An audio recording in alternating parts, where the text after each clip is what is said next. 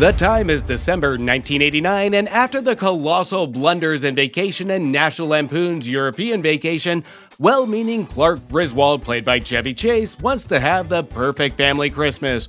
But when you combine over-the-top holiday decorations, a house full of unpredictable relatives, a string of disastrous mishaps, and Clark Griswold's own unrealistic expectations, things spiral out of control, as his good Yuletime dream leads to runaway sleds, a catastrophic Christmas tree, and an unexpected visit from his unique in-laws. Clark's festive dreams crumble before his eyes.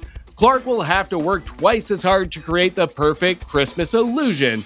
This week on Back to the Balcony, we visit the 1989 comedy Christmas classic, National Lampoon's Christmas Vacation. Gene Siskel and Roger Ebert, two titans of cinematic review. Sometimes right, sometimes wrong, but always captivating. Your hosts Antonio of the Cult-Worthy Cinema Podcast and Justin Henson of the Movie Wire are here to take you back to the balcony.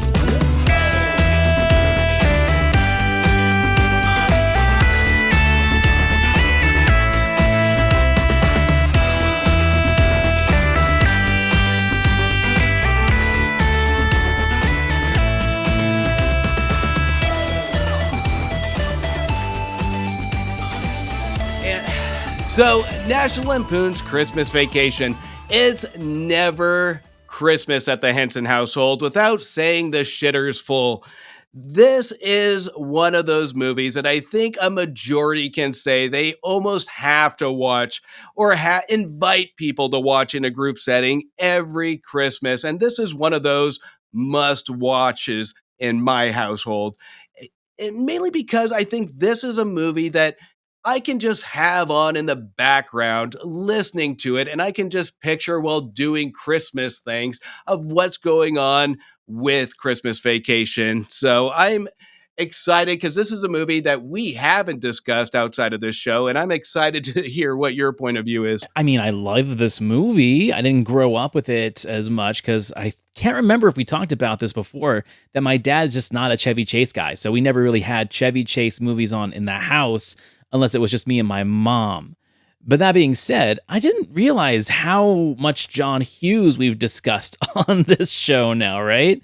And we literally just had a John Hughes episode like 3 or 4 episodes ago for a holiday film. So it goes back to like this thing where now I feel like we just need to go cover all the John Hughes written films because they keep doing the same thing that I recognize in every single episode we talk about one of his movies.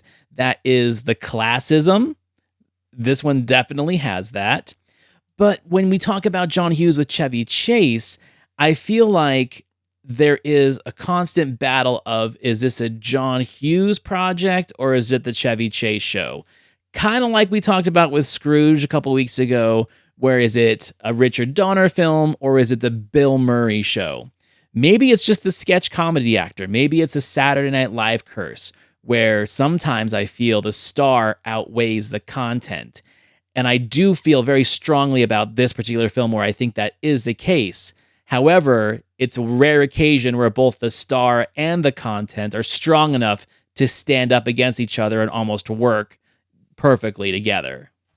It's funny that you say that because while I was kind of watching this and kind of just IMDbing, and again, without realizing it, and I think this happens more often than not when it comes to Hughes films, is it's the, oh shit, this is a John Hughes film. That's right. And it's one of those that really does stick. And it shows how good, again, we've said it numerous times, at times how good he is because he's good on just indenting the psyche, the memory, the feelings of a lot of these situations and the characters. And this is one of those that is kind of outlandish, I think, for Hughes to tackle a National Lampoon's movie when it comes to the way these situational cliches happen, the way these slapstick situations happens. But this is in Hughes' style of creating it where it's exaggerated, but never going beyond relatability. And that's where I really love this movie. And our critics are going to say differently, is it does go slapstick, but it doesn't go full-blown slapstick because the characters are just feeling real. Yeah, I do agree with that. But I think the difference between this one and, let's say, the first one, I mean, European Vacation is its own animal. It's kind of outlandish, even more outlandish than this one, in my opinion. But when this one does go slapstick, like the tree, the cat, the sparks shooting sled that shoots him off of a overpass into a Walmart, right? Like, I think that's what they're talking about, where the slapstick comedy, the physical comedy is a little bit overblown, but at the same time, it's fun overblown, and you know what you're in for from the very first scene. And I think that's one of the things we've talked about with Hughes movies before, is that he invites you into the world he's creating in the first 5 minutes, right? In the first 5 minutes, he is going to set the stage of what kind of movie this is. With Breakfast Club, introducing the characters, it's not going to be too outlandish. It's mostly based in reality.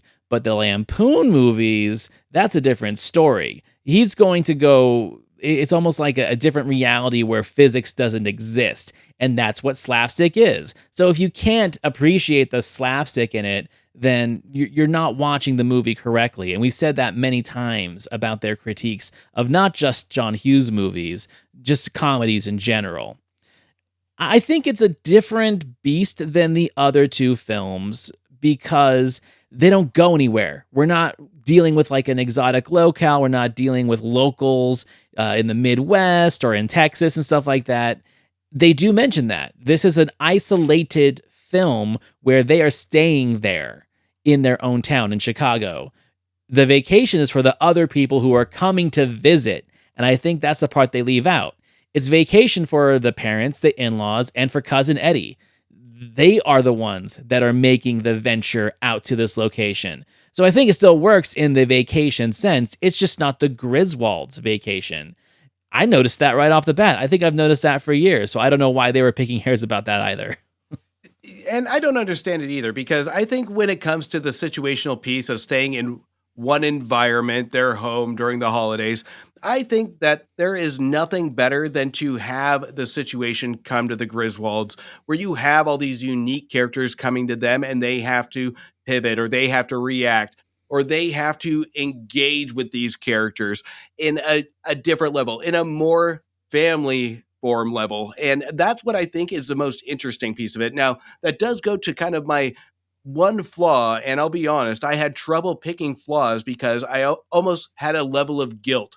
Because even as you spoke some of the scenes of the movie, I was giggling over here just thinking about it. Because this movie does have flaws, but it's hard for me to actually vocalize them because it is just a fun movie. And Mhm. like you said, right from the get go, it shows its intent of what it wants to do. It shows the overdone vacation piece of it that it wants to bring to a holiday setting. And I think that's what really makes this movie really special is that it is trying to do something a little bit more different. It tries to, and I'll say this, it tries to be dialogue driven, but we don't get a lot from the other relatives, and that's my flaw with this movie is I would have loved to see more interactions other than cousin Eddie, who Mhm. obviously is a memorable piece of the movie, who obviously is a colorful character, but there are so many good cast members here that really could have helped driven this movie into a different level of comedic success. Yeah, but also they don't leave the film without their mark being firmly placed. Like Doris Roberts is obviously a legend and makes her appearance and her presence known in this film. William Hickey, Mae Questel. I think that they do everything they're supposed to do in coming into this film and just being a very cheerful, quirky bunch of in-laws, which is funny because we're used to Clark being the quirky awkward one in situations. And now to see that there's people even more quirky and awkward than him in his environment, it's like putting that whole different coat of paint on what this story is. It's almost xenophobic in a sense where like he brings these people, he wants these people into his house, and then once they get there, he can't wait for them to get the hell out. And I don't think there's a single family in the world that hasn't had that feeling where, oh, I love the holidays. I love Thanksgiving. I love Christmas. All right, everyone go home. Like that's seriously what it is. And we already talked about it in Home for the Holidays, and this is like a little bit more slapstick, but the message and the theme is still there. Everyone loves each other until they're all forced into the same room with each other. And I think that's one of the things that really makes this part special. So my flaws are going to be the same with every single one of the vacation movies. My flaw is with Clark, with Chevy Chase's performance, where I say, like, is it the Chevy Chase show or is he actually Clark Griswold? Because Clark in this film feels very different than Clark in the first film. And I think that is where, when we go to like the controversy of how this film kind of got started, the legends of Chevy Chase being a difficult person to work with is 100% valid in this movie. Chris Columbus was the original director, and before they even started shooting, personality conflicts, and he left the project because he couldn't work with Chevy Chase, and then they brought on Jeremiah Chechik. So you can tell that it is the Clark show. It is the Chevy Chase show in this. He wants to have the best dialogue, the best moments, the best scenes. And I feel the cast just knows how to work around that. And for the most part, I think Hughes knows how to work around that. Where the biggest flaw to me is that when we talk about like cinema dads, Clark Griswold always comes up as like in the higher tier of favorite cinema dads. Do people really take the time to think that like how flawed of a person Clark really is? You know, especially with the scene with the lingerie clerk, especially with the scenes at work where he's kind of like the brown noser. He's not the best guy. So maybe it's just the relatability of what Clark Griswold is to, let's say, the middle class 80s father mentality. Maybe that's what it was. And we just look at it differently now because I don't think Clark is admirable as a character, as a father, but he's entertaining because we all know someone like that or have had Clark moments in our life. And maybe that's what it is that it is very sitcom in the sense of like, I can relate to what he's doing. So I'm going to push back a little bit on that because I think he does really touch on a lot of the, I want to call it almost inner child, but it sounds dirty doing that because we talk about the lingerie model. We talk about the intent of Clark Griswold. So we all, as men, as fathers, we've had thoughts. We've checked a girl out. We've done whatever. But I think what adds to the innocence of this is that he is a bumbling fool when he tries to engage. They don't glorify it because he's an absolute idiot when he tries to. So it's almost like a dad joke in a visual perspective. But here's where I do have the relatability, and I think you touched on it, is there are pieces of things that he does. There is aspects of the actions that he does that we do have relatability to. And there is a piece even now as a dad that, you know what, I wanted to have a great Christmas with my daughter when she was first able to open up presents. I dressed up like Santa because she ended up crying. And it was a fumbling mess. It was a horrible mess. So the intent of what this character is doing is really admirable, that he wants his family Christmas, but it's the way he goes about it, the obsession of it, that he can't let go and just let things be. He has to outdo himself. I think that is what we all want as either parents or people that want to kind of control the holiday with our family. We want to create that experience for everybody, and it never goes away that we mentally picture it in our heads. And I think that's where it really does have all these situational pieces to it, that it really tries to relate to everybody in some aspect. I don't know about the electrocuted cat. I've never experienced that, but I'm sure somebody has. But there's a lot here that really we can cherry pick, saying there's one situation that I've had in a holiday over the last 80, 90 years, whoever is watching this movie, that I can pick out of this to really say, I get it. No, I agree with all that too. But this is the thing that I have a problem with Clark is that the dude really just has, textbook narcissism complex, right? Like, especially in the first one, the family vacation is not for the family. It's for him, right? It's because he wanted to relive his childhood. He wanted to get the family truckster and go on this cross-country trip when no one else really wants to do it. It's the exact same thing with this one. It's like he wants his family Christmas. He wants to show off his lights. He wants to show off his home. He wants to show that he can do it in the 80s the way his parents did in the 50s. But the kids don't want to do it. The kids don't want to get a Christmas tree out in the middle of the woods. Like, it's the Clark Griswold thing where most of the problems that come across his life are things that he's manifested himself because they're all self-serving. but in his mind, he's doing it for the family. But if he just listened to the family, they'd be like, no, Dad, we don't want to do this. Sparky, you don't need that many Christmas lights, right? And that's the kind of stuff that I didn't realize when I was younger watching the slapstick parts of this movie. But now that I'm older and maybe seen too many movies or talked to too many toxic families, like, oh, wait, no, he's really doing this more for himself. It's not really for the family. But he gets a pass because he's also my favorite kind of asshole, where he is very unapologetic in his sarcasm, his wit, and the way he talks down to other people, especially the neighbors, Julie Louis-Dreyfus and her husband. See, I kind of love that because that's kind of how I am too. That is very self-serving and self-gratifying for me, but also I'm not going to put my family through the paces just because it's something I want to do. I think that's why I have my own little office like you do for the podcast, because I don't want to subject my family and our house to everything else I'm interested in, even if they're not. Well, and I think that's going to go into interpretation. I think this is where we're going to have kind of the bigger disagreement here is when we were kids, and again, we go to the relatability piece of it, is how many times you'll thank me later. This is going to be a memory. And a memory could be good or bad, but here's where this movie really does take it is the Chevy Chase. Yeah, he's doing it because it's something that he remembered that he wants to reflect onto his kids to create that memory. And whether that's good or bad, it's still going to be a memory. And it's the intent of what he's trying to do to really amplify the Christmas experience. Now, that's the important thing when we're raising the kids or we're trying to create something with the family is picking the good and the bad and let the kids decide what they want to do when they grow up. But this is where I think I agree with you when it comes to the asshole factor is when it comes to you have the rich snooty neighbors and then you have Randy Quaid as cousin Eddie.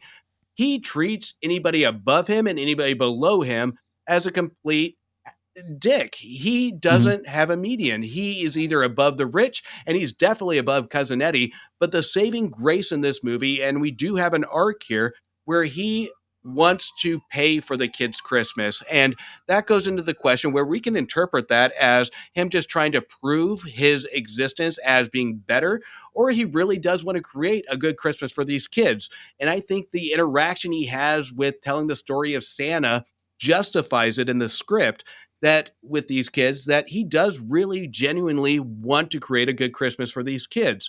So I don't think there's any evidence to show that in the dialogue at least that it's ill intent.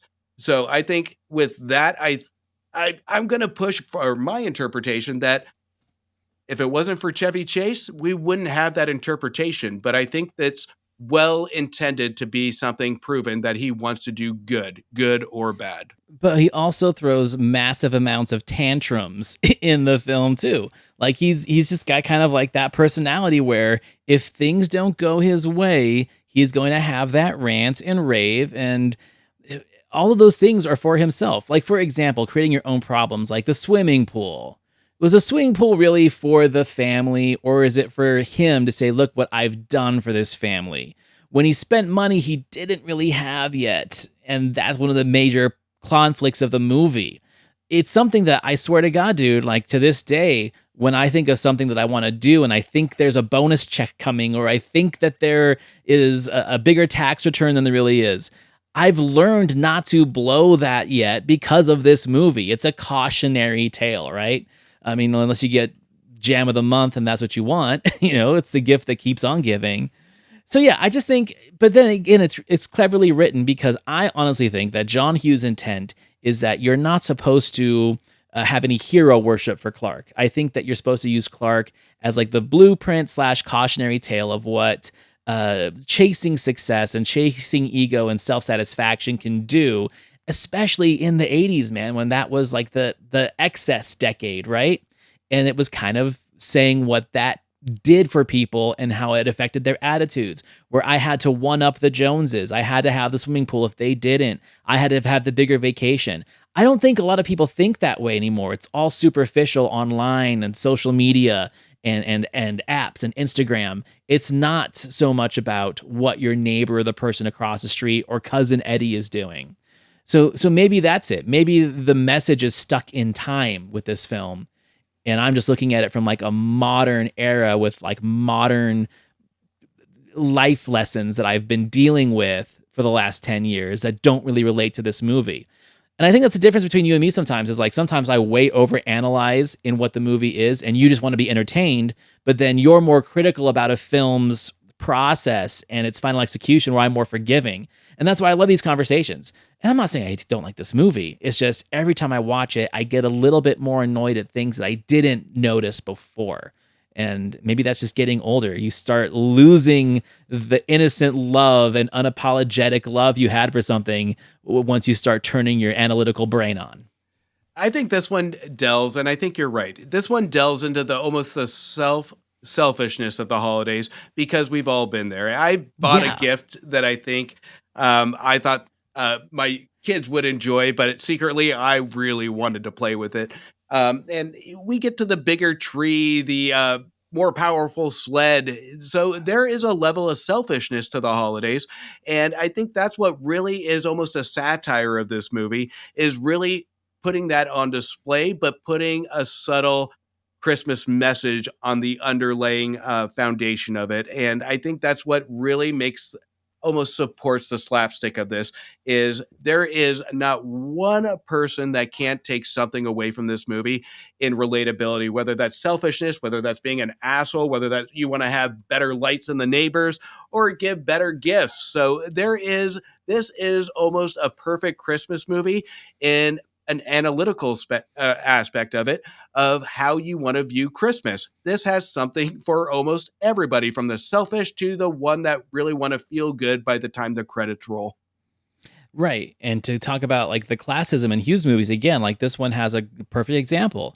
The example of Clark feels so superior to cousin Eddie, right? Because Eddie's lost everything. He's bad with money. He's dumb. I love the fact that he's still wearing the same white shoes that Clark gave him like 5 years earlier in the first one. But at the same time, like Clark feels all high and mighty, yet the whole point towards the end of the movie is that Clark doesn't have the money to cover this check.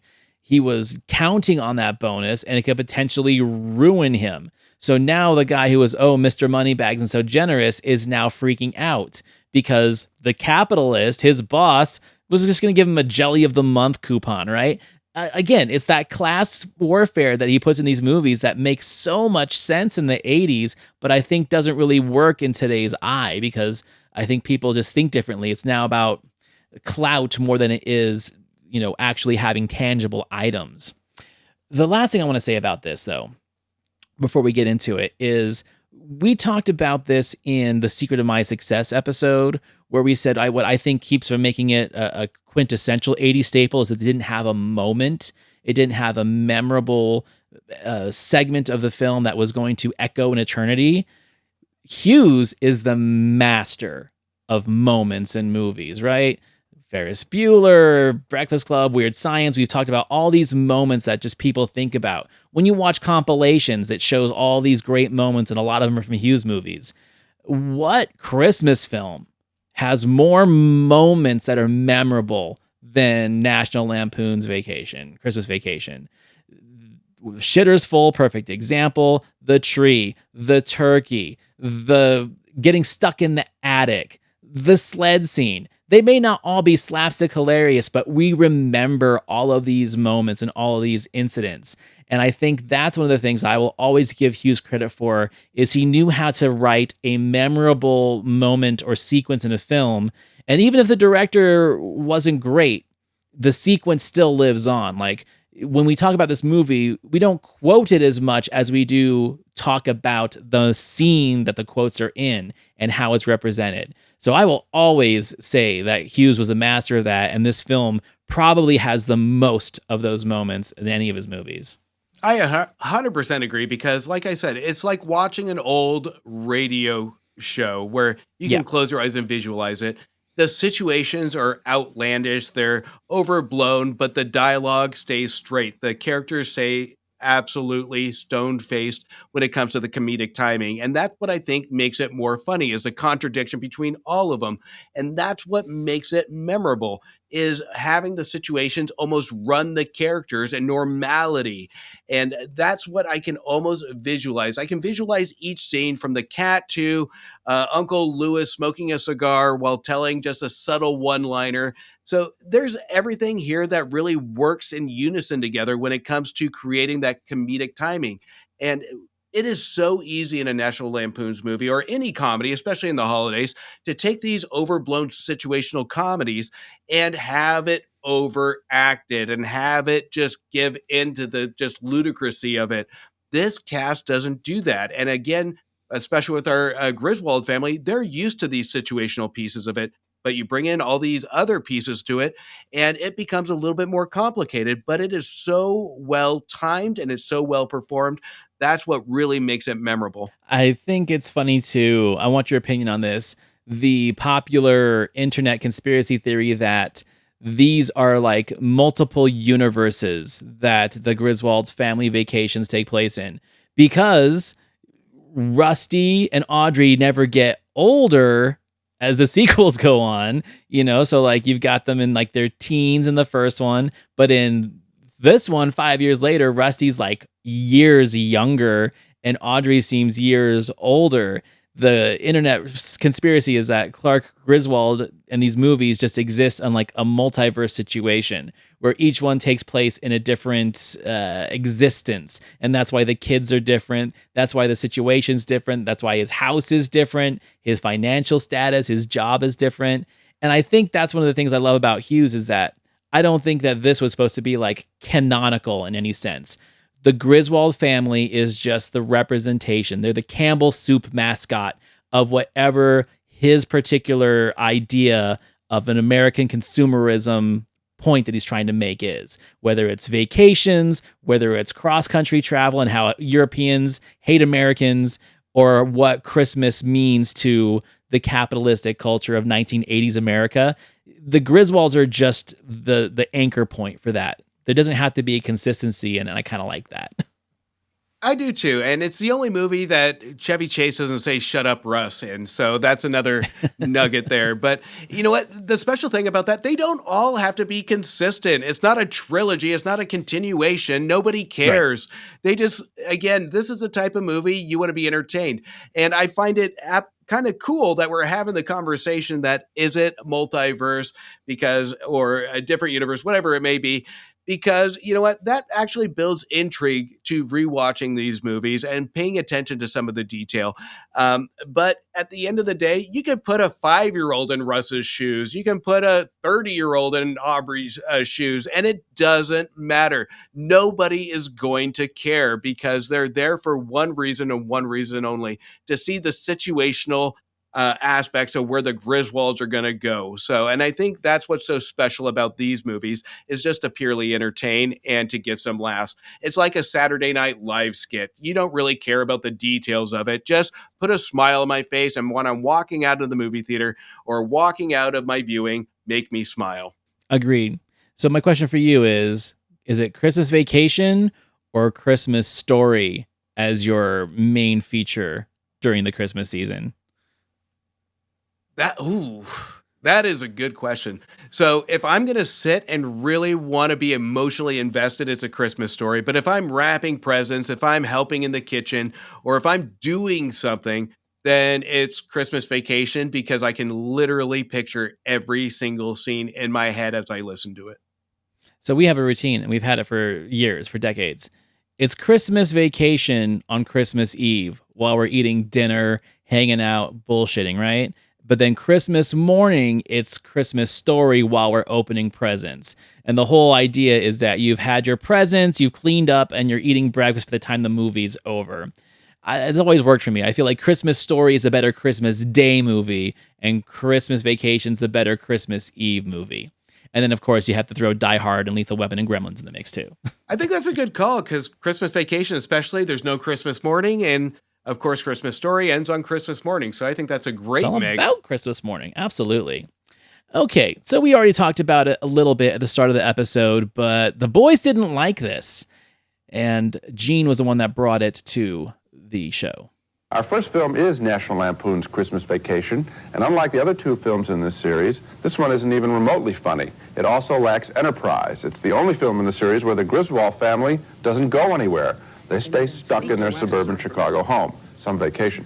Chevy Chase and Beverly D'Angelo again play the Griswolds. The joke here is that all sorts of weird relatives descend on the Griswold household, upsetting everything and everyone. The humor is mostly slapstick, bad slapstick. I only laughed twice out of perhaps 100 attempts at humor in this picture, and one of them was when Chevy Chase lights up his house with Christmas lights. There are a lot of lights. In fact, it looks like the sun is in that neighborhood.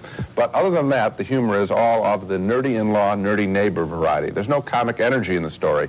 The Griswolds can be funny when they go on vacation, but not here when they stay stuck at home.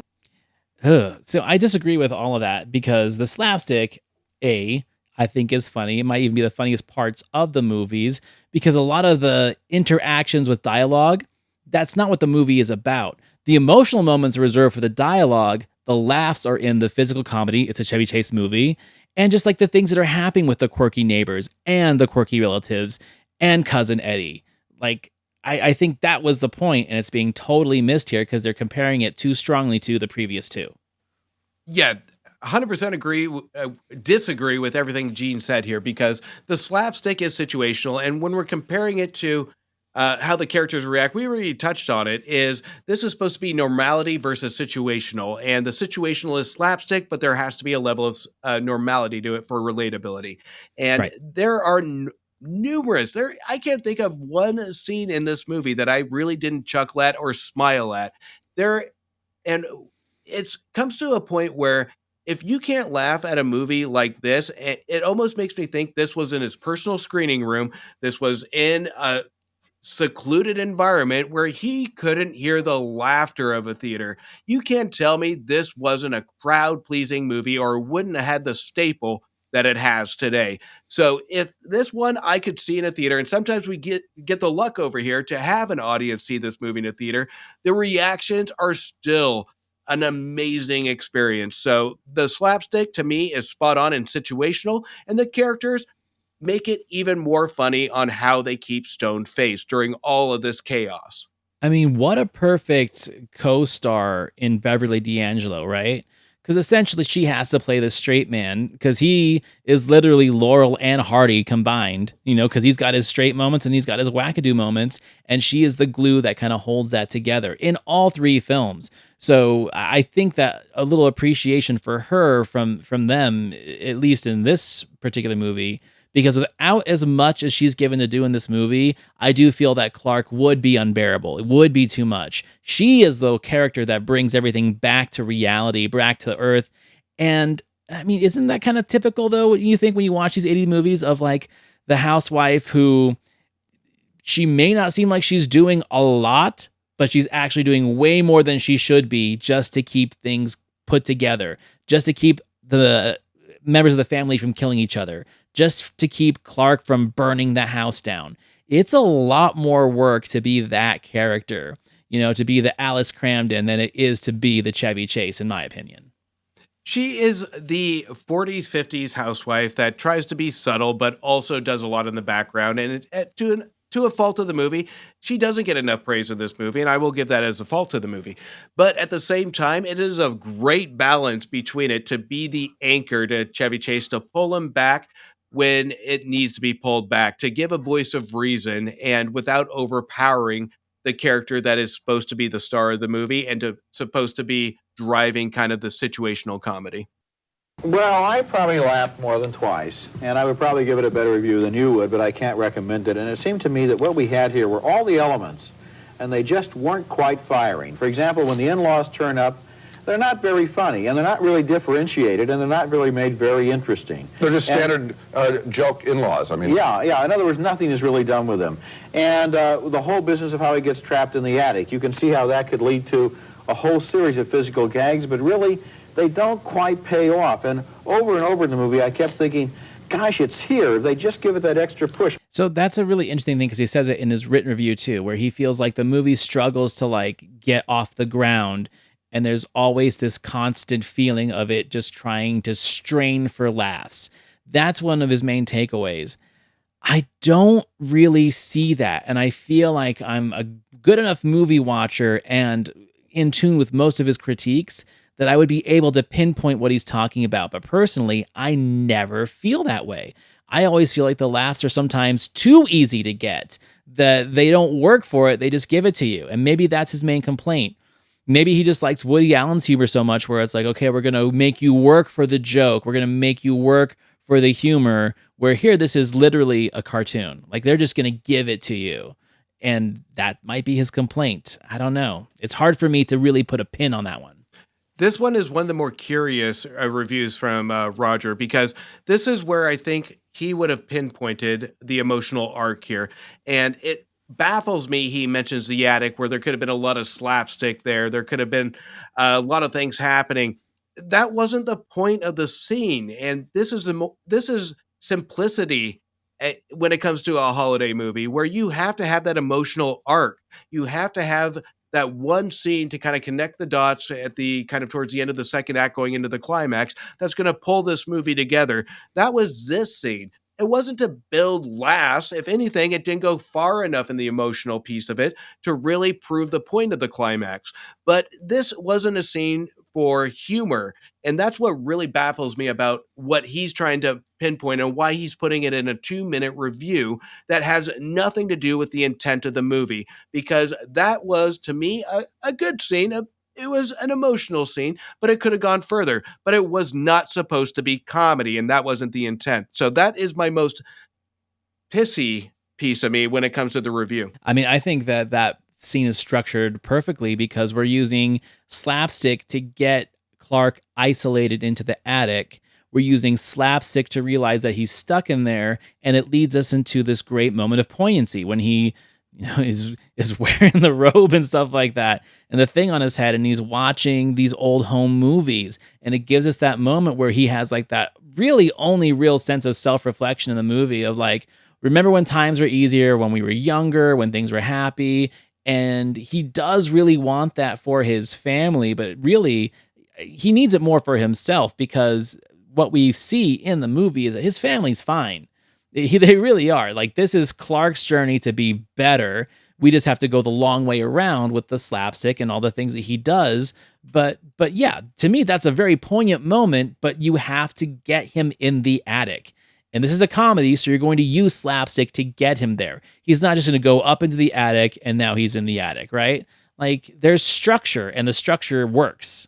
100%. And it even goes to the point where we even have the follow up to that, where we see the child picture of home videos, and then he does a follow up just soon after with his dad when all shit goes to hell, and he's asking how his dad got to how his dad got through the holidays. So it's a good kind of collaboration of putting these emotions together. Do I think it goes far enough? No, but do I think it's appropriate for the keeping with the tone and the feel of the movie? Yes. First-time director who comes from making TV commercials, and he doesn't make the transition very well. In addition, I really didn't like the film and felt disappointed in it because they can be funny on vacation. Why not take them on a trip again? It works twice. Why keep them stuck at home in one location? I thought of Cannonball Run 2, where they didn't have the energy or the wherewithal to take the people on a real cross-country trip. Yeah. Why not take these people on a trip? I'm not sure that's why they didn't go on vacation here, but I wish the movie had gone a little bit more somewhere than where it went. No, like I said, I think the fact that the people come to them, that is the vacation. And it's nice to see the Griswolds in their own environment, right? I mean, I think if we sent them on a third go around, back to back to back, someplace that's exotic, that they're fish out of water, well, that's just tiresome. If anything, this should have been part 2 and European Vacation should have been part 3. Mix it up a little bit. Do like a Empire Strikes Back kind of thing. That's not how it worked, but I think that it was the break that we needed so that, I mean, how many times are the Griswolds going to go somewhere and have a miserable time before they learn not just to go anywhere anymore, right? I think that's what they're trying to prove with this movie, and it works, in my opinion. Well, I think Gene really wanted this to be something different. It's pretty obvious based on his review. He wanted misery to equal comedy. He wanted to feel bad, but he wanted to feel funny at the same time. And that's not what we get here. This is one that has some good intent to it that really does want to have that holiday feel. That's something we don't really get from the first two movies. Is it's situational, there's misery, and then there's comedy. And that's where I think Gene really went into this movie. And we've had this conversation time over time of going into a movie with the intent of wanting to see something, and Gene didn't get it. And Gene is the biggest offender of this, of making it vocal, of coming out of the theater and not getting what he wants, and he is going to vocalize it. And when it comes to, again, him comparing the slapstick to the normality of it, that's what makes this movie special. And it is a shame that he doesn't realize that. Agreed, 100%. So I think that again, we're towards the latter times of John Hughes. You know, he only had a few scripts after this that were as memorable as this one were. You know, there were some that just kind of dwindled away, but I think this might be the peak. And I've thought that before. Like when we talk about John Hughes scripts, just before things started kind of going just a little bit wayside, I think that 1989 was the peak for him. You know, because as much as we did like Dutch and Curly Sue, they just don't feel like that traditional John Hughes movie that we love in the 80s. So I don't know, like this and Home Alone, a year apart from each other, both Christmas films, both extremely popular, maybe too popular. Maybe that's what did it. Maybe he decided to like take a different direction in what he was going to be writing. But at least we have this movie. And for all the things that I pinpoint now as problematic for me, it doesn't mean that I enjoy the movie any less. It's just I notice these character traits, and sometimes it's hard for me to differentiate if it's Chevy Chase just doing his thing or if this is actually how Clark Griswold is supposed to be. Or maybe they're just interchangeable, and that's the whole point as well. I don't know. But at the same time, this is a Christmas classic, and I can't believe that they didn't have at least a little praise for it. I mean, the fact that Roger liked it just a little bit better than Gene doesn't compensate for the fact that they're both wrong, in my opinion. This is one of those movies that really does make me nervous on how what I speak about now, how it's going to be defined if my kids listen to my reviews later, because this one is completely an iconic Christmas movie that I think I can confidently say a vast majority of us will sit down and watch and at least have some fun with it. And the fact that two critics couldn't see that, and now we're what, 30, 40, whatever it may be years later, and this is still viewed yearly, multiple times, and still considered funny, engaging, and again, makes you feel good during the Christmas time. That is shocking to me, and this is going to be one of those reviews between both of them that will just make my mind blown on how they didn't realize the intent of this movie. I think the influence this movie has on Christmas comedies since then, like you cannot show me a Christmas comedy made in the last 30 years that doesn't owe gratitude to what this film did.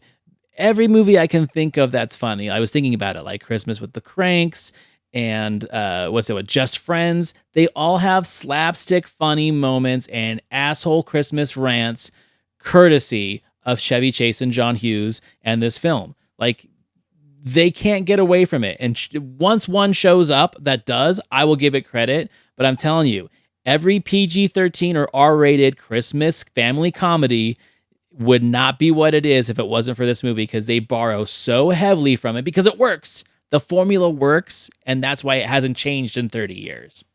It's the pivotal definition of how we feel during Christmas. We want to feel emotion, and we want to feel fun. We want to feel comedy. We want to be entertained. So this movie, you're absolutely right when it comes to, there is really nothing that's come that can successfully replicate what Christmas Vacation does. They can try, but I think we've seen so many movies like this that we always compare Christmas to a movie like this, or a Christmas comedy, I should say. And we are smarter than that when it comes to Christmas movies. And that's why we get the garbage that we get. That's why we have a whole channel, the Hallmark Channel, dedicated to these cheesy Christmas movies, because they go all in on this kind of comedy. And then we get shit like Red One that comes out and we're just done with it. So when it comes to these classics, it almost is a blessing that we don't get anymore, because this one should hold true to what we watch and how we teach and how we value holiday movies, because this one is kind of almost the last staple of that Christmas feeling that we got from film to an extent, if you want to argue Home Alone. Okay, so I mean, it's not going to be a big surprise that I was not thrilled with Gene Siskel's review. I think that he was just doing what he does, going in with an expectation and taking it out on the film when it didn't meet it. So for that, I'm giving him 1 star. Completely fair, and I think this is going to be the first time we match, because the fact that this one, I pinpointed it where he picks a pivotal moment that the intent was to grab an emotional reaction and nothing was done with it. He didn't see the vision of the filmmaker. This one, he lost complete vision of what this movie is trying to be. So this one is one of Roger's, I would say, worst reviews, especially of 89, and this one gets 1 star from me. You know, it's funny. I was reading that there was only 2 Christmas films that came out in 1989. And that was this and Prancer. And I was like, is that true? Because I feel like so many Christmas films come out every year. And I went back and double checked, and it's real. Like, it was this and the reindeer movie. So maybe people just weren't in the mood for Christmas in 1989. I remember this because I remember the tantrum I threw because my parents promised we'd see Prancer. Then they surprised us with Christmas Vacation. I still remember the fit. I didn't want to see this movie. I wanted to see Prancer, but I was glad I got to see this movie in the theater. Okay, so hey, here we are. It's the end of the holidays, and it's the end of the year and the end of our first season. You know, we've got one more episode after this. So next week's episode is going to be our awards episode, where we're going to go back and tell the audience our favorite reviews of Siskel and Ebert. And we're going to do our own little mini Oscars, so to speak, our best actors, best films, best directors. We'll also do our worst of the year that we covered in season 1. And I'm looking forward to that because I have no idea what Justin's picks are, and he has no idea what mine are. This, I think, might be our biggest debate, and I can't wait for that. I mean, I've got some hot takes in mind. I actually went back and changed a couple because I'm like, that's just too obvious. I'm going to go deeper. So yeah, stay tuned for that one. It'll be a fun one. And then we are on to season 2. We've already gotten some great suggestions from our listeners of what episodes to cover, what shows. And yeah, I just can't wait for that either. It's going to be a great show. It's going to be a fantastic next season. I can't wait. So everyone, I hope you had a great holiday. Have a happy new year. We will see you in January with our next season of episodes. You can find all my stuff at thecultworthy.com for the Cultworthy Cinema Podcast. And you can find all of Justin's stuff at themoviewire.com. And we will see you next week. See you next week.